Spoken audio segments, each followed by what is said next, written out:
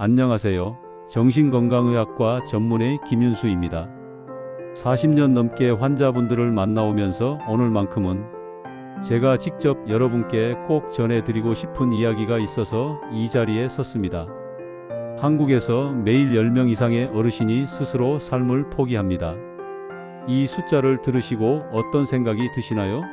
저는 지난 40여 년간 수많은 어르신들을 진료해오면서 이 통계가 단순한 숫자가 아니라는 것을 너무도 잘 알고 있습니다. 각각의 숫자 뒤에는 누군가의 아버지, 어머니, 할아버지, 할머니의 깊은 절망과 고통이 숨어 있습니다.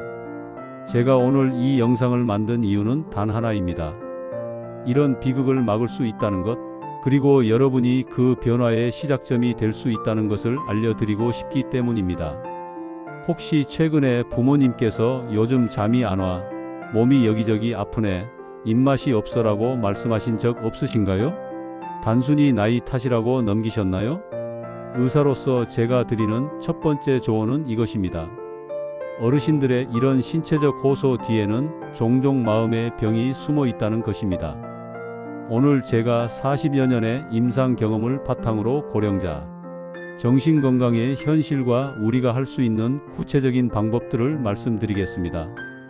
이 영상이 끝날 때쯤이면 여러분은 부모님의 작은 변화도 놓치지 않는 방법을 알게 되실 겁니다. 먼저 우리가 직면한 현실부터 살펴보겠습니다. 2023년 통계청 자료에 따르면 한국의 65세 이상 노인 자살률은 인구 10만 명당 46.6명입니다. 이는 OECD 평균 18.4명의 2.5배가 넘는 수치로 세계 최고 수준입니다. 더 충격적인 것은 이 수치가 매년 증가하고 있다는 점입니다.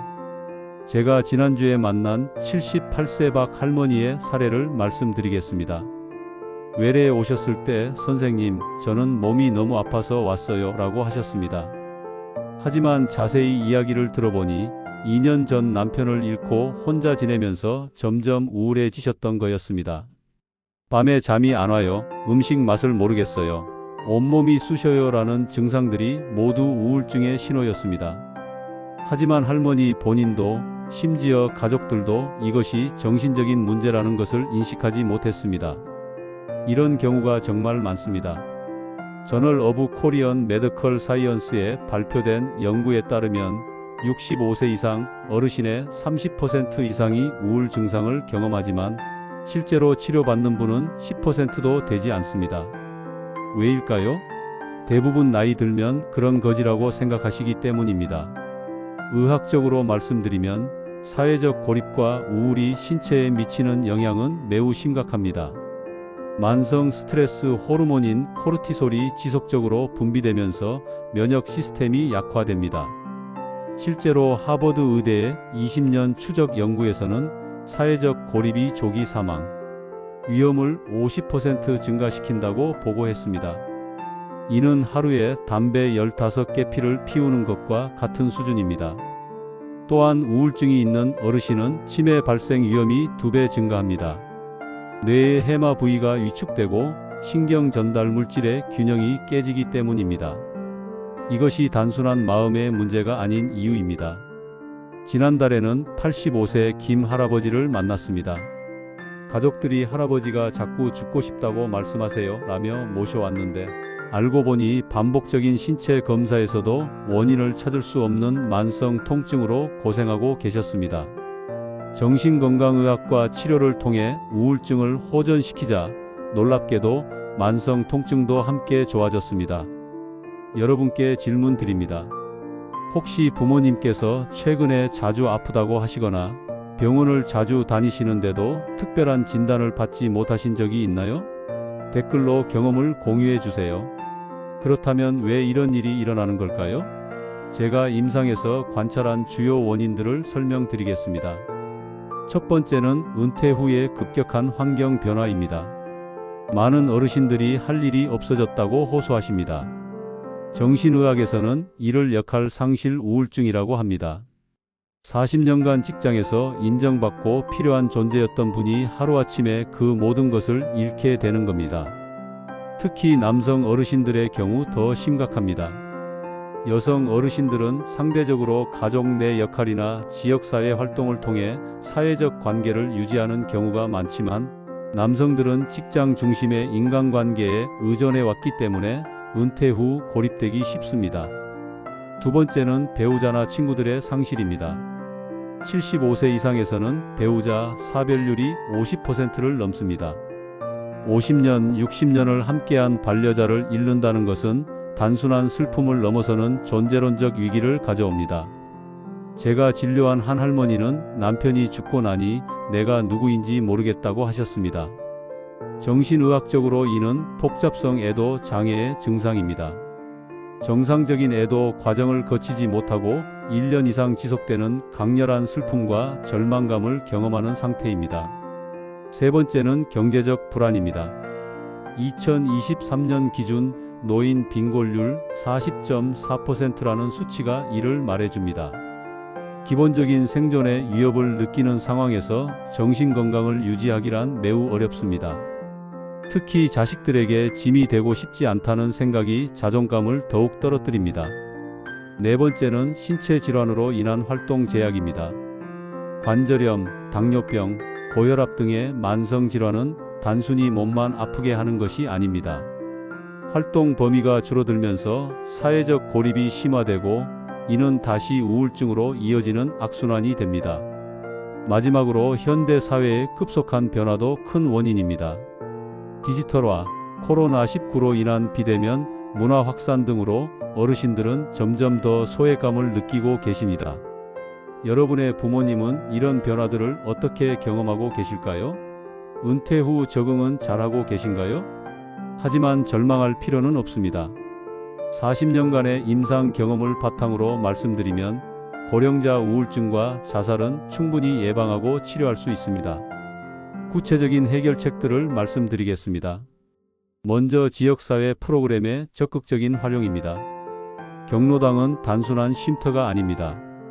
체계적으로 운영되는 경로당의 프로그램들은 실제로 어르신들의 우울 점수를 유의하게 낮추는 것으로 연구되었습니다.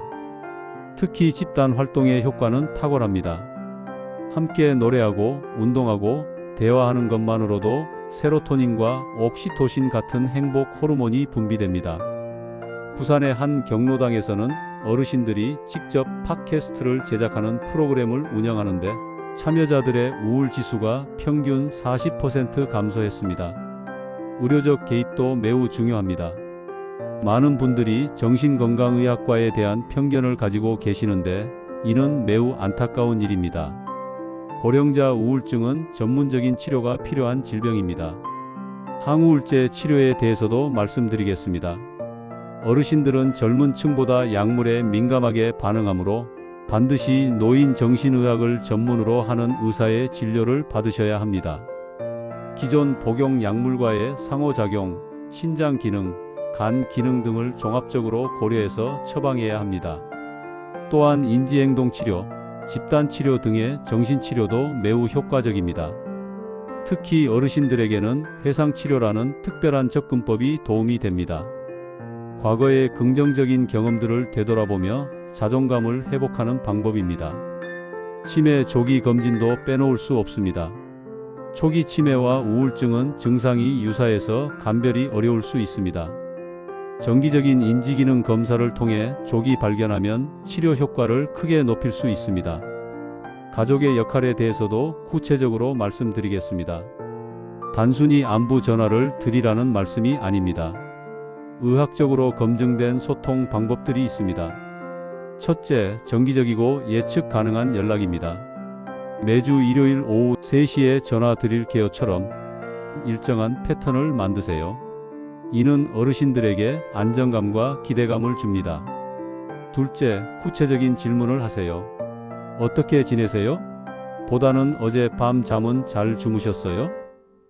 오늘 점심에 뭘 드셨어요? 같은 구체적인 관심이 더 의미 있습니다. 셋째, 경청하세요.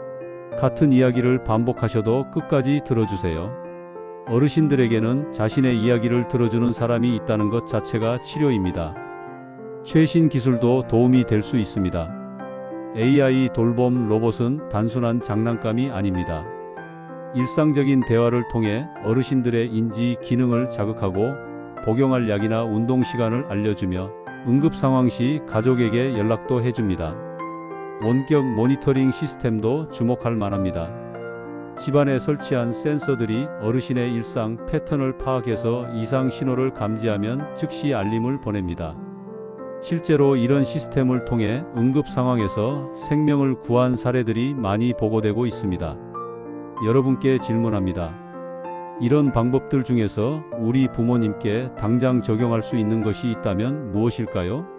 마지막으로 의사로서 40년간 수많은 어르신들을 만나면서 깨달은 한 가지 진실을 말씀드리겠습니다. 정신건강은 노년의 삶을 결정짓는 가장 중요한 요소입니다. 몸이 아프면 병원에 가듯이 마음이 아플 때도 주저하지 말고 도움을 요청하세요. 우울증은 의지가 약해서 생기는 병이 아닙니다. 뇌의 신경 전달 물질 불균형으로 인한 엄연한 질병입니다. 그리고 치료할 수 있는 병입니다. 제가 진료한 어르신 중에는 80대에 우울증 치료를 받고 이제야 다시 살 것 같다며 새로운 취미를 시작하신 분들이 많습니다. 나이는 절대 포기의 이유가 될 수 없습니다. 이 영상을 보신 후 부모님께 오늘 전화 한 통 하세요. 보고 싶어서 전화했어요 라는 한마디만으로도 충분합니다. 그리고 혹시 걱정되는 증상이 있으시면 주저하지 마시고 전문가의 도움을 받으세요. 작은 관심이 생명을 구합니다. 이것은 수사가 아닙니다. 의학적 사실입니다. 여러분의 부모님께서 건강하고 행복한 노년을 보내실 수 있도록 우리 모두 함께 노력해 봅시다.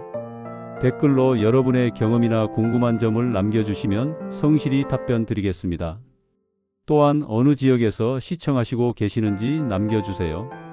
다음 영상에서는 치매 조기 발견과 예방에 대해 더 자세히 다뤄보겠습니다. 구독과 알림 설정 부탁드리고 오늘도 건강한 하루 보내세요.